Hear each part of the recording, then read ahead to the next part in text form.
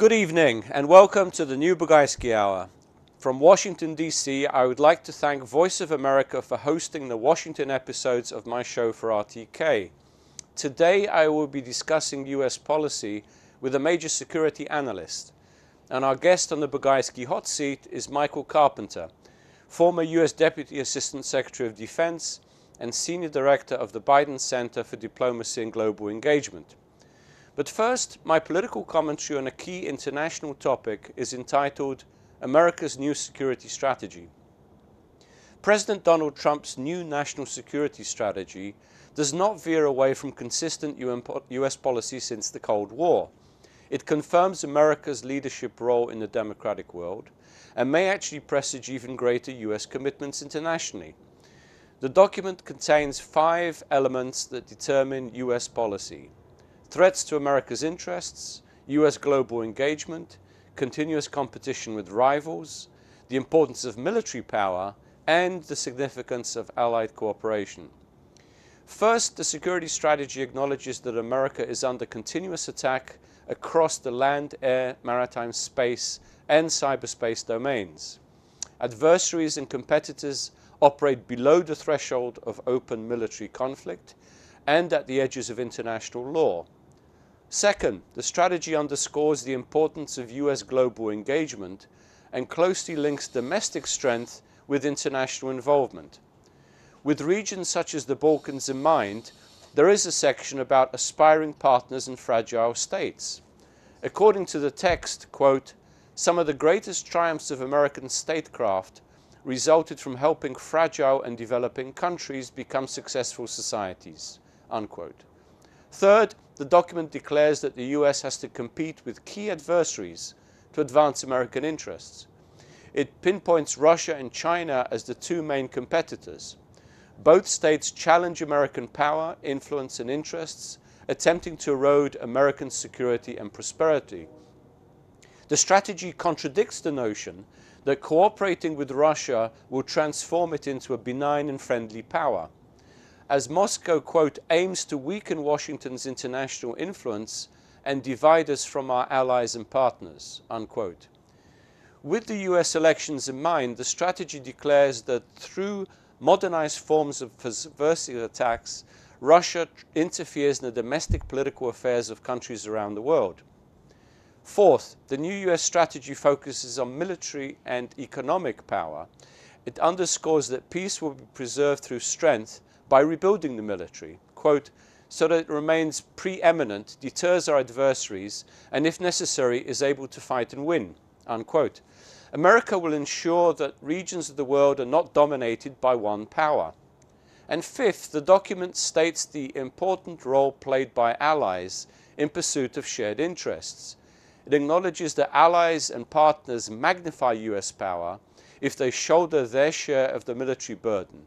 It pledges that the US will lead in multilateral organizations so that its interests and principles are protected.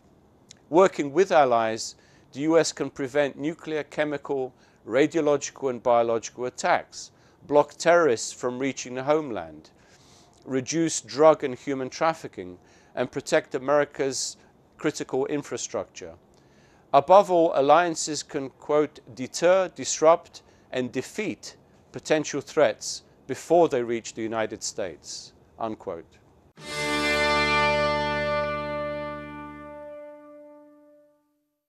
It is time now for the Bugajski hot seat with our special guest, Michael Carpenter, former US Deputy Assistant Secretary of Defense and Senior Director currently of the Joe Biden Center for Diplomacy and Global Engagement. Thank you for joining me again on the show, Mike, and welcome back. Thanks. Happy to be here. We have a lot of ground to cover. What I'd like to focus on today for our viewers is the evolving US-Russia relationship. A topic, as you know, that saturates our news cycles almost every day in Washington and preoccupies virtually every institution. You authored a major recent article with Vice President Joe Biden in Foreign Affairs entitled, I believe, "How to Stand Up to the Kremlin." Can you explain the gist of the article for our viewers? What is it that you were saying?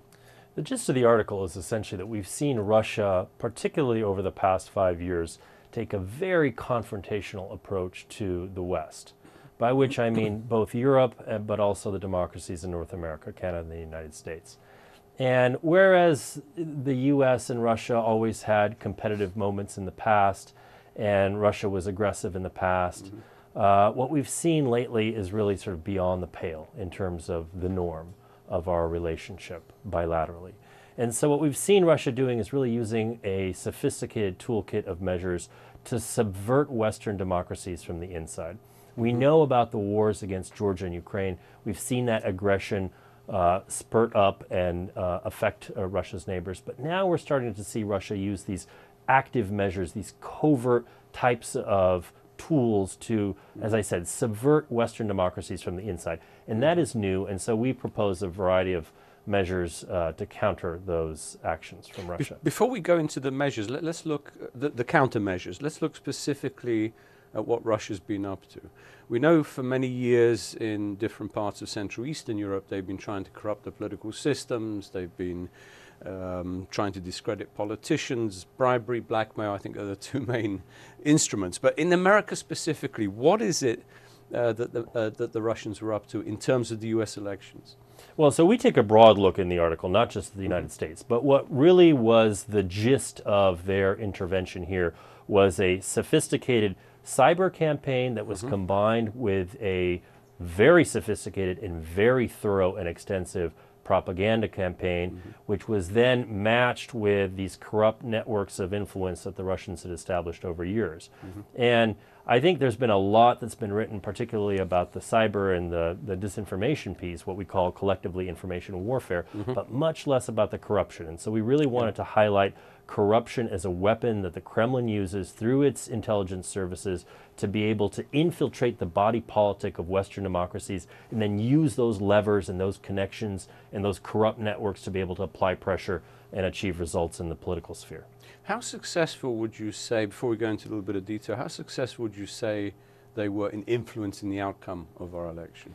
I think they were very successful. Of course, it's one of those things that's almost impossible to measure. The election was won in the Electoral College, as you know, by a very narrow margin of votes in key Midwestern states, Wisconsin, Pennsylvania, by Michigan. 70,000 votes, 70,000 altogether.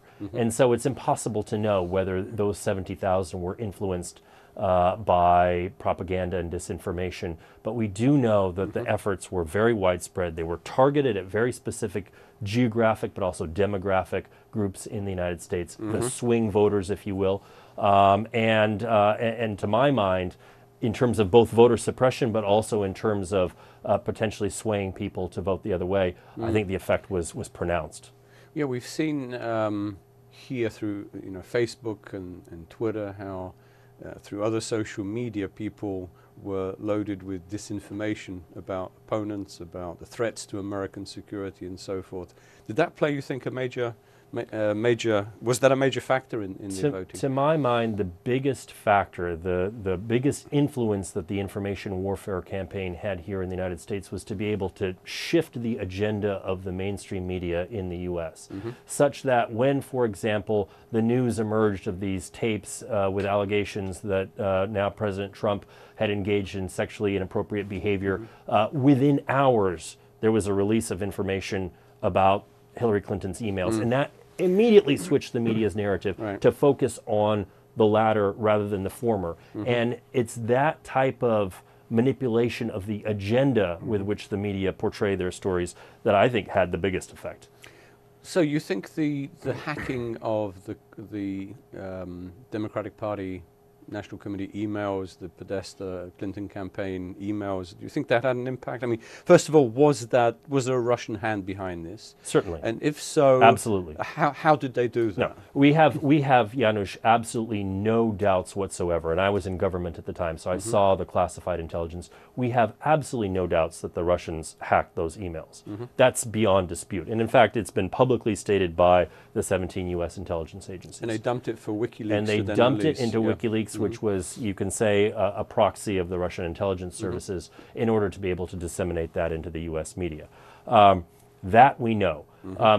Certainly, whether the emails influence people to vote a different way, whether they were Hillary sympathizers who then decided to vote for Trump. I doubt a lot of that happened. As I said, I think the key issue here was shifting the media's narrative to focus on a negative aspect with regards to the Clinton campaign and take away attention from a potentially, game-changing set of allegations regarding sexual harassment that were directed at the president. Because ultimately, if you look at, from what I've seen of the hacked Clinton emails, there wasn't really much there. Not a lot there. But it was a lot of smoke around it. Correct. That had some impact in the election. In other words, this idea that, as Trump used to say, lock her up, that she was somehow involved in criminal behavior, breaching national security and so on. I haven't seen evidence of this. Well, I think unfortunately, the debate about this is often couched in terms of this is the Democrats who are sore losers. There were a lot of flaws, certainly with the Democratic candidate, with Hillary Clinton. There were a lot of errors that the campaign made. This is not to discount any of that. This is not to discount that Trump was, in fact, fairly effective with some of his messaging with certain demographics in the United States. All of that should be stated. There were a lot of vulnerabilities that the Russians manipulated and exacerbated within our society. All of that needs to be said. And yet the impact was, I think, decisive, and you can point straight to the work of the intelligence services and releasing those emails. When you say voter suppression, do you mean not the organization of the voting, you mean in terms of people not coming out to vote because of information they've received? I mean a couple of things. So on the one hand, we saw that there were targeted ads by Russian trolls and Russian disinformation accounts on Twitter, Facebook, and other social media platforms that, for example, targeted African Americans with negative information about Hillary. There's the famous super predator quote that she is alleged to have made that was designed specifically to sow doubts within the African American community about whether Hillary Clinton was a candidate that they could get behind. So that's one example of disinformation aimed at voter suppression. But another, potentially even more nefarious one, is the hacking of a back-end voter registration company, a contractor that was used to register voters in places like North Carolina, but actually throughout the East Coast. And we know the Russians hacked that company, and we just simply don't know, or I don't know at least, whether they were successful in thereby having voters who showed up on Election Day encounter difficulties in registering to vote. There's also this question, of course, whether members of the campaign, the Trump campaign, cooperated with some of the Russian hackers and with WikiLeaks and with others who targeted certain groups. I think it was Cambridge Analytica targeted certain part of the electorate. That's still under investigation. What are your thoughts on Well, so that's the big question right now in Washington that everyone is looking for an answer to, including Robert Mueller, the special counsel, is was there active cooperation, collusion between members of the Trump campaign and the Russian government or the Russian proxies. Certainly we know that there was an attempt by the Trump campaign to reach out and to get negative information on Hillary Clinton. I mean, we know the Trump Tower meeting was nothing other than an attempt to get dirt on Hillary Clinton from the Russian government, and it's black and white. So that element of collusion has already been revealed. What is still missing is whether there was some sort of quid pro quo. Was there money being exchanged? How extensive was it? We know that people like senior members of the Trump entourage had contact, for example, with Guccifer, who is the GRU persona who was releasing Guccifer 2.0, 2.0, who is releasing some of this hacked information. We know that there were communications between members of the Trump inner circle and, for example, Dmitry Peskov, the Kremlin spokesperson, and then a variety of other Russian cutouts. So the communication was certainly there. The exact nature of the quid pro quo will hopefully be revealed in the coming months. Can you explain to us, for our viewers, there are several investigations taking place at the same time. There's several congressional investigations, both in the Senate and the House, and then there's, of course, the FBI investigation. Can you sort of very briefly describe to our viewers what is the focus of these investigations? Yeah. So there's, in the Congress, there is the House and the Senate Intelligence Committees, which are investigating the nature of Russian interference in the election. And they are not looking for criminal prosecutions because that is not their mandate. That is what the Mueller investigation is designed to do, is look to see whether the law was broken. Robert Mueller is the FBI Robert Mueller is the special counsel who is appointed, who took over from the FBI director, Jim Comey, to look specifically into whether laws were broken when and if the Trump campaign colluded with an adversarial government, in this case, Russia. And then there's the Senate Judiciary Committee, which is also looking at an associated set of issues regarding Russian interference in the United States. I think what's worth pointing out is none of these committees, either in Congress nor the Mueller investigation, is looking really at the broad scope of Russian malign influence in the United States. And that was the point of the article that I co-wrote with Vice President Biden, was to discuss the full scope of Russian interference and suggest that it would be useful to have a 9/11 style independent commission to look at the tools that Russia uses and then what are the best ways that we can protect ourselves against those tools, whether it's money laundering, whether it's the use of energy as a weapon to curry influence and apply coercion politically, whether it's cyber, whether it's disinformation. Look at the whole panoply of things that Russia is doing and then counteract them. Unfortunately, there's a good deal of partisanship in Congress. Can you talk a little bit about this in terms of how they look at who they talk to, what information they release about the probe, about the investigations? Some even suspect that some may even be trying to cover something up or deflect attention from the Russian question. Right. Can you talk a little bit about the congressional probes? Well, this is a very worrying aspect of the investigations as they go forward. It is natural, I guess, to assume that the Trump administration itself would seek to deflect these allegations and to try to steer the conversation in a different direction by accusing, for example, Obama's national security advisor of various spurious allegations. But it is more worrying when you see that the same thing is happening within Congress. At this point in time, I think the Senate Intelligence Committee has cooperated fairly well, and we've seen that although there have been some hiccups here and there, that by and large there's been bipartisan support. In the House Intelligence Committee, however, you've seen a number of members who have tried to block and tackle for the president and avoid either spin the investigation, the inquiry in a different direction to look at some spurious charges. As I said, there was this whole question of whether Hillary Clinton approved of the sale of a uranium company to the Russians as a way to sort of deflect the public's attention from the real issue at hand. That's unfortunate. Right now we've seen... And even the chair had to recuse himself. And even the chair, Devin Nunes, had to recuse himself as a result when it was revealed that he had gone to the White House to discuss intelligence that was being used in the investigation. So those are real problems that we face, and that's why, for example, an independent 9/11 style commission, to my mind, would be warranted in this case. But we don't have that. It takes the president to appoint one, and so we've got to deal with what we've got. So what is your take on the Mueller investigation, the Mueller team? I mean, he's assembled a group of top experts, top lawyers, but also experts in cybercrime, mob crime, financial crimes, and so forth. What's your assessment of his investigation, the FBI investigation? Well, Bob Mueller is known in Washington and across the United States as a real competent professional. I mean, he was director of the FBI for over a decade.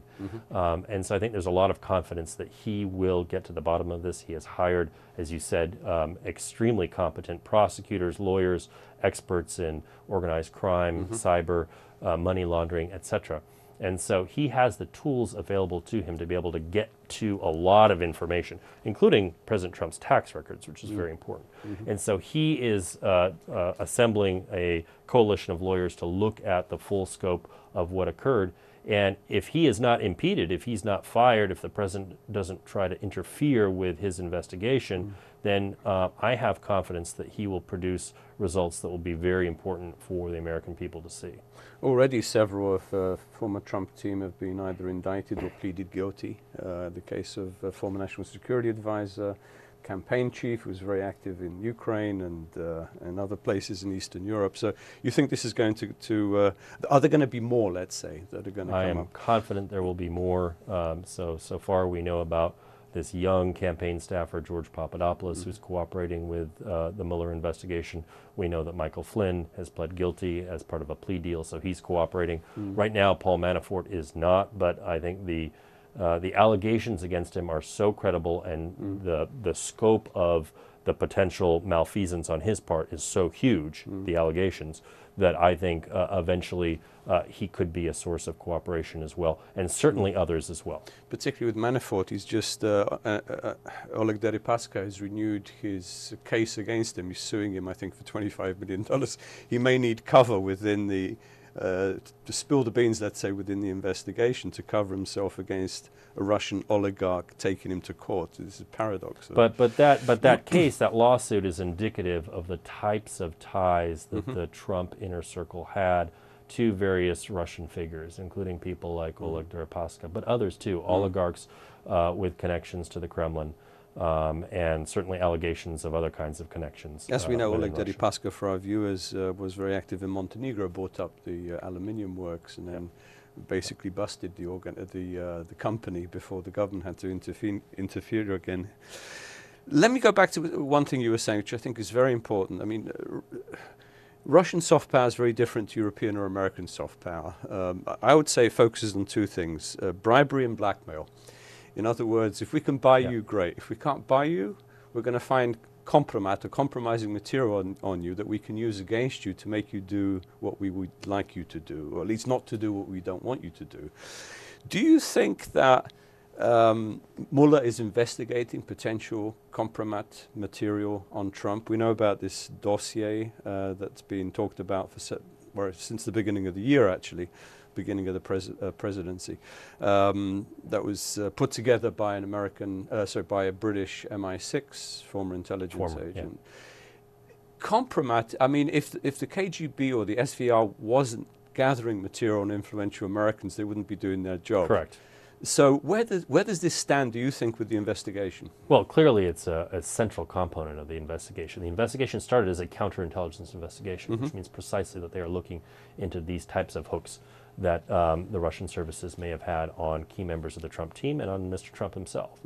So the dossier, or the series of reports that were compiled by Christopher Steele, as you mentioned, the former MI6 Russian expert who later founded his own intelligence company, they all reveal extensive contact and collaboration between Trump himself and influential Russians going back many, many years. And there are some very fishy-looking transactions. For example, the sale of a property in Florida to a Russian oligarch, where the oligarch paid essentially double what Mr. Trump paid for that property just a few years earlier, whereas the real estate market had not gone up in any significant measure during that same course of time. And so this is a red flag for anyone looking at money laundering. And then the question is, if this was money laundering, if it was a kickback, why? What was the quid pro quo? And so I am confident that that Mr. Mueller is looking at all of these questions and trying to get to the bottom of these sorts of connections and various deals that were done over the years. As we say here, follow the money trail. You often find the political connections and other kinds and in Trump's case, this is crucial, because this is a businessman who had a number of bankruptcies, who was financially in very dire straits for a period of time, and then suddenly got an injection of loans and capital from organizations like Deutsche Bank and others at a time when the market conditions were not propitious. After the financial crash, right after the financial crisis, when essentially you wouldn't be making those kind of loans unless it was a blue chip investment, and certainly Mr. Trump's empire was not blue chip. So that raises a lot of questions, and I think the money angle here is absolutely critical. So the core of this, and again, it's still early stages, even though Trump's lawyers are trying to lead us to believe this is going to be over soon. It doesn't look as though it will be. But the core of this, was there a quid pro quo? In other words, were members of the Trump team or even the administration promising Russia something in exchange for something else? Yeah. And that's an excellent question, and we don't know exactly what the explicit quid pro quo was, but we need to look at the behavior of the administration as soon as they came into office. So within weeks of coming into office, we have evidence that the Trump administration was trying to find a way to remove sanctions on Russia for its aggressive actions in Ukraine. immediately. As soon as Congress was notified of this activity by a number of State Department officials, they immediately put the brakes on this, and then they passed a law in August which essentially prevents the administration from unilaterally lifting sanctions. But we also had Trump on the campaign talking about NATO is obsolete, when really nobody in the United States believes that. That's certainly never been a Republican Party talking point. And making a number of other statements praising Vladimir Putin as a wise leader when allegations that there were killings going on under Putin were brought to his attention. He sort of did one of these classic whataboutisms and said, well, but the United States is equally guilty of these sorts of actions, which is complete nonsense and relativization. All of these actions suggest that he was playing off a script that was, whether it was provided by the Kremlin or not, it was the Kremlin's script that he was reading. Also, a couple of other things in addition to that. There was the the line on arming Ukraine that disappeared from the Republican platform before the convention. And also, I've seen a report in the past few days about taking any American troops out of the Baltic states. Correct. Removing American troops from the Baltic states, which again would have been. So this Kremlin's was a proposal, just to drill down a little bit on this. This was a proposal made by a senior member of the Trump National Security Council. Whether this actually rose to the attention of the president or not, we don't know. From the reporting so far, it indicates that it did not.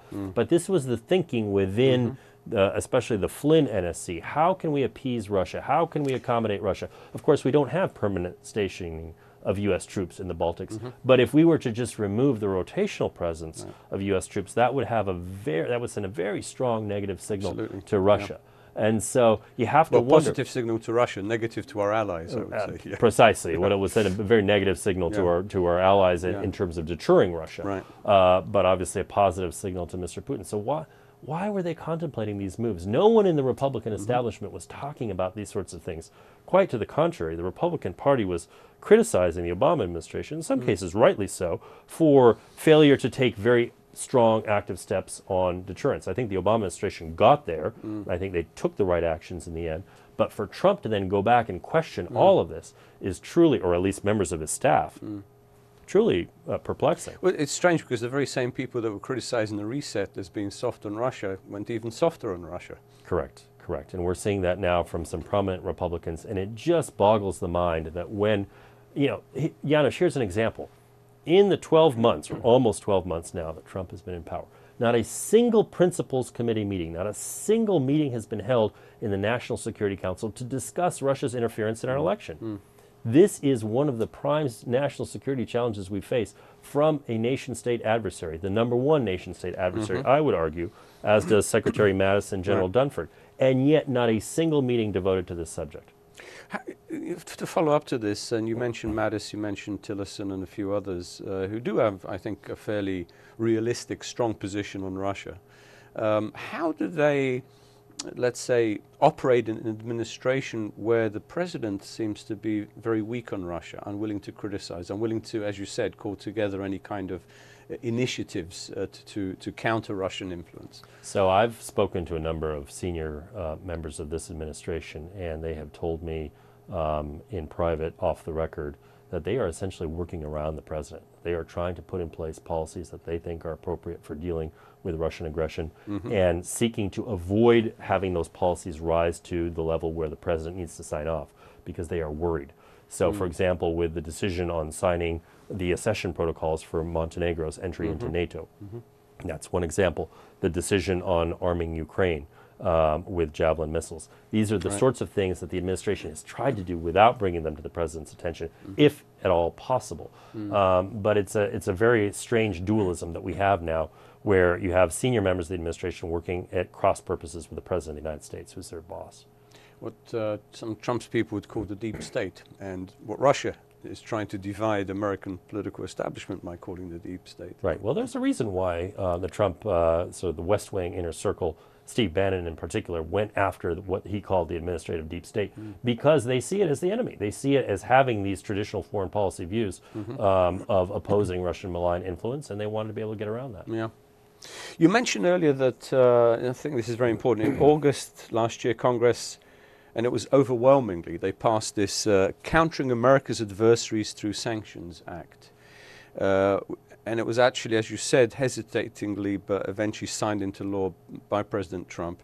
Until now, nothing much has moved. It hasn't been implemented. Can you explain, first of all, what the law entails?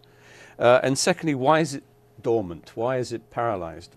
So the law is really a great law. It was passed, as you said, with overwhelming margins, 419-3 in the House of Representatives, 98-2 in the Senate. We don't see anything passing with those kind of margins ever. So this was really broad bipartisan consensus. The law essentially does a couple of things. It codifies all of the Obama administration sanctions on Russia. It imposes further sanctions, for example, in the defense and intelligence and energy spheres. And then it provides that the president may not unilaterally lift those sanctions without seeking congressional approval, so that Trump can't do what he tried to do initially when he came to power. And so it is a very powerful law and provides powerful authorities to the executive, but these sanctions are not self-implementing. And so it takes the state and the Treasury Department to actually list entities that would fall under these categories of sanctions, and then to pursue either blocking sanctions or restrictions on these various entities. It's entities and individuals, isn't it? Entities and individuals, yes. So we're expecting that there's going to be a report released in the coming weeks by early February that will list both Russian oligarchs as well as political figures who are tied to the Kremlin inner circle. And that is a report. Those are not individuals who will necessarily be sanctioned, but that report will then provide evidence, and it'll allow Congress to apply pressure for those individuals and entities to be sanctioned.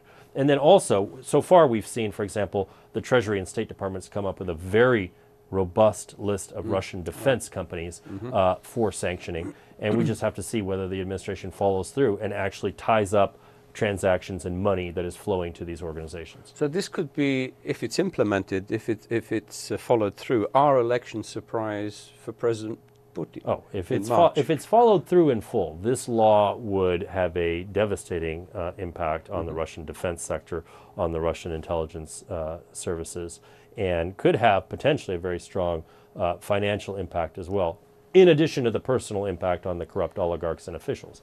So the Russians are very fearful of this. We've already seen that they've tried to create an institution that will make all of their defense transactions non-transparent, secretive in a sense, to hide them from the Treasury Department so they can't be sanctioned. So the Russians are worried about this law, or the Russian officials, I should say, are worried about this law. And, I hope it's applied. But my sense is it's going to take congressional pressure going forward to force the administration really to take action.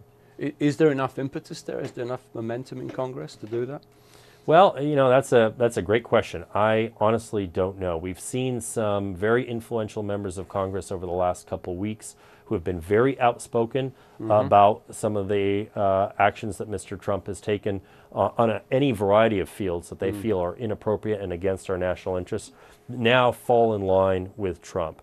And so we've seen, for example, Senators Graham and Grassley take issue with Christopher Steele, the British spy who revealed a lot of this information about Trump, and actually call him here for potentially criminal investigation. Shooting the messenger. Shooting the messenger, really. And this is astounding to me because these are both individuals, but particularly Senator Graham, who in the past have had a very solid reputation as being, in this area, relatively nonpartisan, just pursuing America's national interests. Now we're seeing that sort of start to fray. And similarly with Senator Bob Corker, we've seen that he has failed to endorse a very good report that's been put out by the Senate Foreign Relations Committee about Russian meddling in Europe. I was just going to mention this. One has to question why he would not sign on to such a report, which seems non-controversial. Well, maybe say a few words about the report. I glanced through it yesterday. You got an advanced copy. I just saw it yesterday, and it's extremely thorough. It's very well referenced. It's very well footnoted. Obviously, they really did their homework.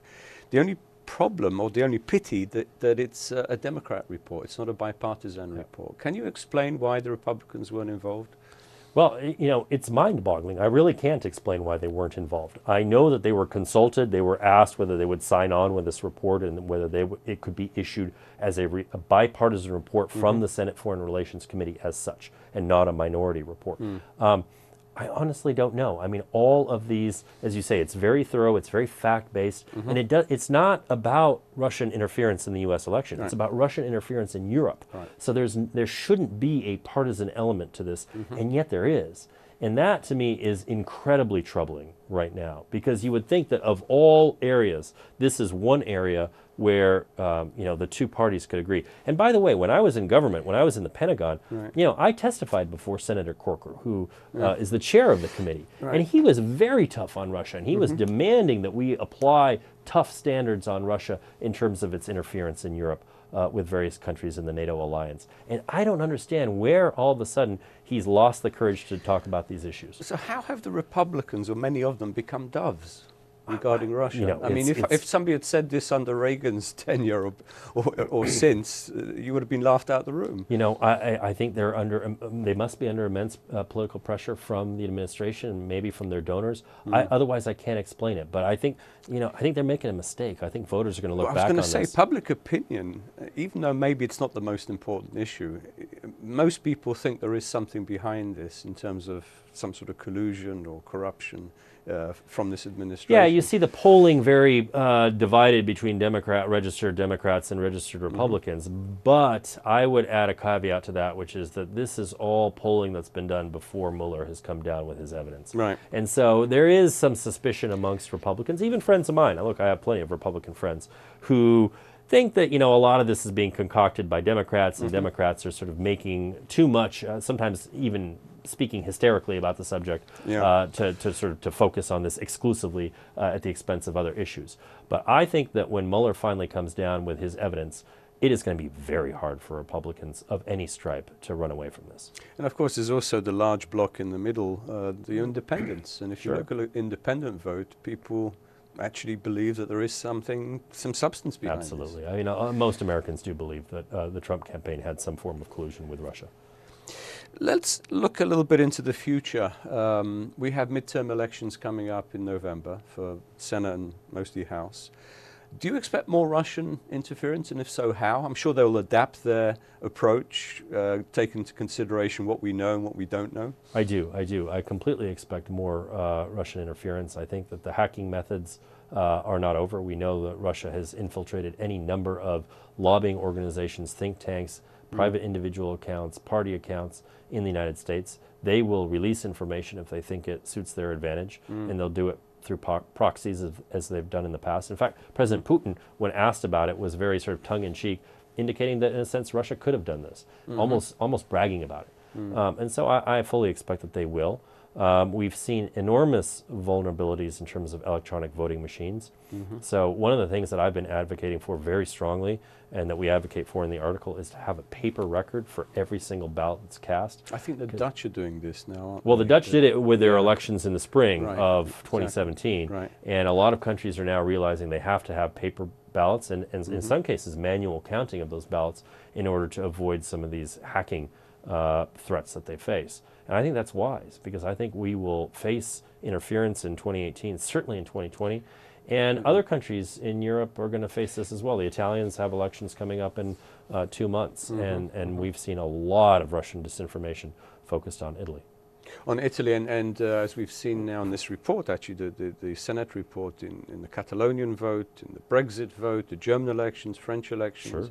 But every country seems to be taking some sort of measures to protect themselves. How prepared are we? We're not very well prepared. And again, that's partly why Biden and I wrote the article, is to focus on the sorts of things we need to do. Better campaign finance protections, laws, restrictions. Our system is so non-transparent, it's so opaque. We provide essentially a series of tools to any intelligence service or even non-state actors that want to interfere in our process.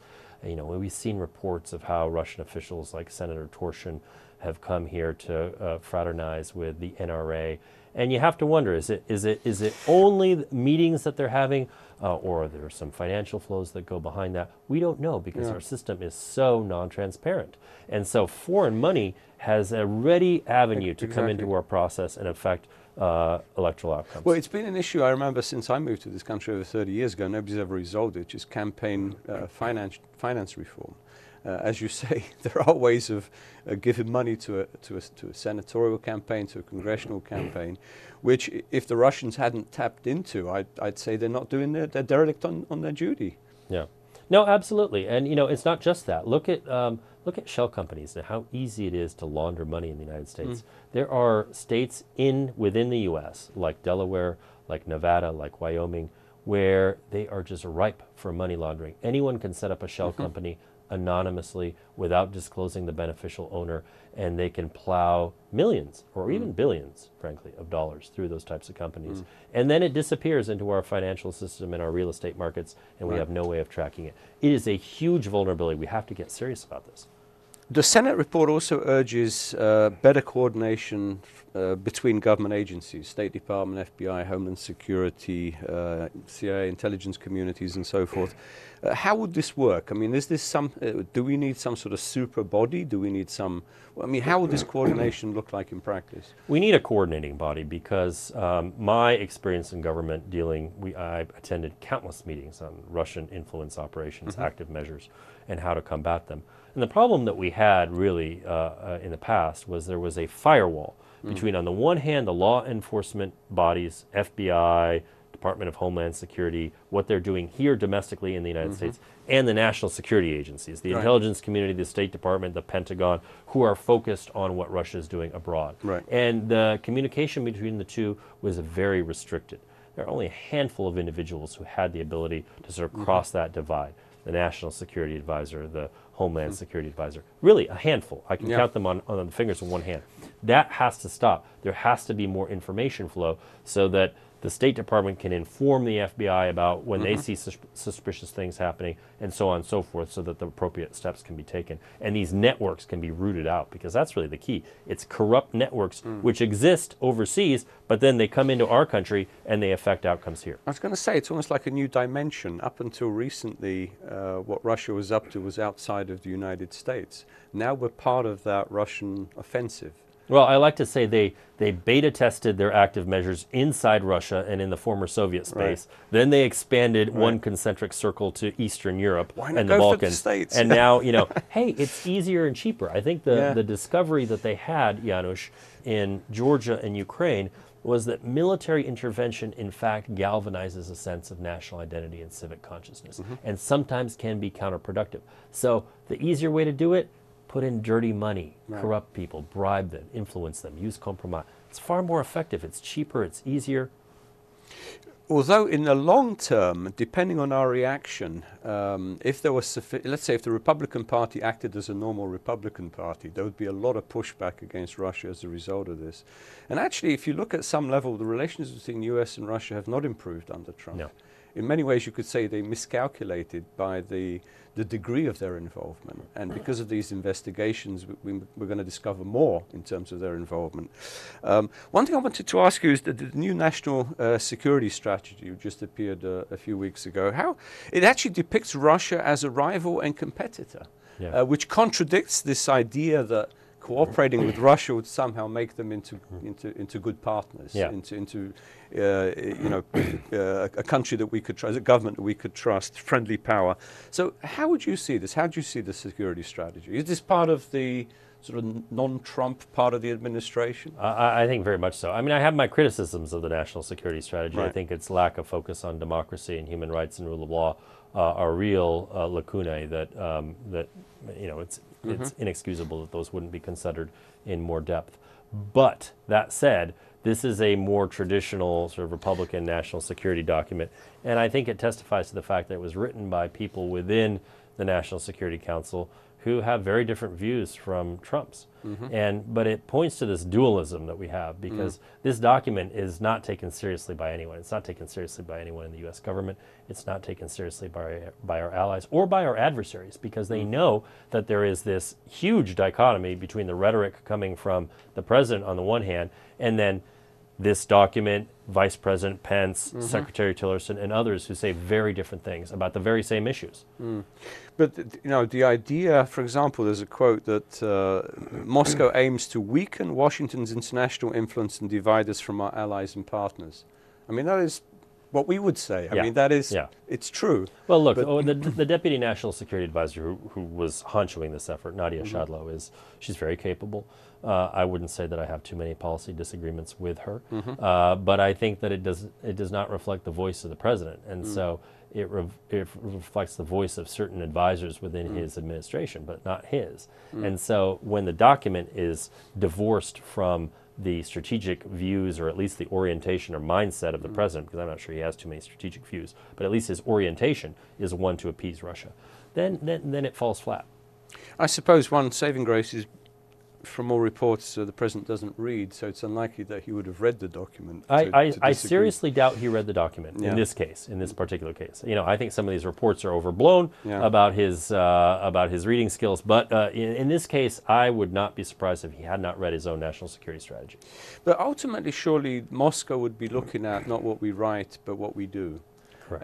And if they look at, for example, the decision to help arm Ukrainians with Javelin missiles, if they look at our renewed commitment to the enhanced forward presence in Poland and the Baltic states, if they look at the fact that we brought Montenegro into the alliance, if you look at what we talked about earlier, that sanctions could be expanded to other Russian entities, defense industries, and so on, surely they're going to conclude that the policy, regardless of what Trump says, is actually more, as they would put it, anti-Russian or anti-Kremlin than in the previous administration. Yeah, well, we've seen what Russian officials have said about this. So Maria Zakharova, the Russian Ministry of Foreign Affairs spokeswoman, has been very candid. They think that this is the administrative deep state that is very anti-Russian, that has penetrated all U.S. national security agencies, that is carrying out effectively an anti-Russia policy, and that if only Trump would manage to get his handle around these agencies and departments, then things would turn out differently. Looking at Russian propaganda, Russian statements, they're still hopeful, I think, that Trump can turn this around they expected it to be. Yes, they can be very critical, but at the same time, they always leave that opening that if only the president would see the value in cooperation with Russia, we could turn this entire relationship around. Will there come a time where they get fed up with this, where they realize this isn't going to work? Yeah, I think if the Russians, if the Kremlin comes to the conclusion that Trump's hands have been definitively tied by Congress and other members of the administration, and that the dreamed reestablishment of cooperation I say in quotes, the new big reset, big reset with President Trump is not forthcoming, then they'll try different tactics. Then I think they'll try to sow the divisions in our political system, because that's already, we're seeing that focus exactly what now. I was going to ask. Will they start at that point releasing the compromat material they have on him and his family? Whether they release the compromat, I don't know. But what they will do is they will try and sharpen the cleavages within the amongst the two parties in the United States, and also within the Republican Party. And so they will release damaging information, to be sure. Whether they go after Trump in a way that could lead to his impeachment, I don't think they'll go that far, because I think they still want him in office. They still think he's an asset. I think for the Kremlin, if you look at their interference, some have said, is it a success, is it a failure? I think for them, so far, it's been a tremendous success, because although, yes, there has been an agreement to arm Ukraine with a couple hundred missiles, at the end of the day, the chaos in the United States, in our political system, the preoccupation with what's going on, has created a lack of attention to foreign policy problems elsewhere, and that is exactly what the Kremlin wants. They want to keep the West at bay and preserve their space for maneuver, particularly in the post-Soviet region, but also more broadly in the Balkans and elsewhere. Sure. Wasn't their original intention, of course we don't know fully, to do precisely what you said, to divide the American to polarize the American political system even more, to create that they didn't expect, I think, that Trump would win. They probably expected Hillary Clinton to win, but they wanted to inject this idea that somehow the system is rigged. Absolutely. So they'll go back to that in a presumably in a more forceful way if they see that Trump is no longer an potential asset for them. Yeah, look, I mean, we now have conclusive evidence that shows that Russian trolls were putting forward propaganda that was both anti-LGBT, pro-LGBT, pro-civil rights, anti-civil rights. They pro-Black Lives Matter, anti-Black Lives Matter. They are consciously trying to stoke divisions within our society, and they are shameless and cynical about which side they choose, All they want to do is mire us in a sort of a bog of divisions and chaos, and they'll continue to do that, for sure. Very last question, Mike. Fascinating discussion, but we're almost out of time. Looking back at your time in office, a lot of people were very critical about the Obama administration's reset with Russia, including myself. Yep. Looking back now, do you think that something was missed, that we were somehow, the Obama administration was too naive about Russia, about what Russia was up to internationally, and particularly what it was planning to do vis-a-vis American democracy? Yeah, so you know, I was a critic of the reset from the very start, and I have to also tell you that I was a career Foreign Service officer. So I served in the George W. Bush administration, and then when the Obama team came in with the reset, I was a careerist, essentially a diplomat at the State Department working at the time. You know, I think the reset has been properly criticized. I think there was. I certainly would have done it differently. I think the idea was that we find discrete areas of cooperation, like some of the ones that we found, the New START Treaty, the Northern Distribution Network, the multilateral sanctions on Iran, where we can work with Russia. But the idea was always, and my boss Joe Biden articulated this in Munich in 2009 at the Security Conference, where he said, but as we do this, we're going to stick with our allies and our principles, and Russia will not have a sphere of privileged influence or interests. We will not allow that to happen. And you know, I think on the latter track, it was always a two-track policy. I think on the latter track, we didn't do as much as we should have. That said, Biden was the one who called for $1 billion for Georgia when he went there in mid-August, right after the ceasefire. That money did actually go to Georgia. When I was at the Pentagon, we established a territorial defense training program for Georgia. So we followed through on some of this, but I think there was, you know, I'll be honest, I think there was some naivete among some of those in the Obama administration who thought that we were turning a corner with President Medvedev, when in fact we had a state that was captured by the KGB. Yeah, absolutely. Czechistocracy, as I call it. But Mike, thanks very much. I'm sure we're going to come back to these questions as the probe develops and US-Russia relations develop, whichever way they do. Thank you again, and I think our audience has learned a lot from you. Thanks, Janusz. Appreciate it. All the best.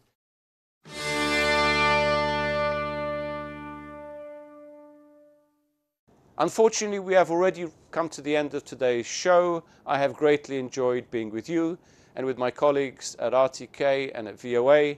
Good night, everyone. Stay healthy, be productive, and remain optimistic. See you all very soon. Mira Pavshim.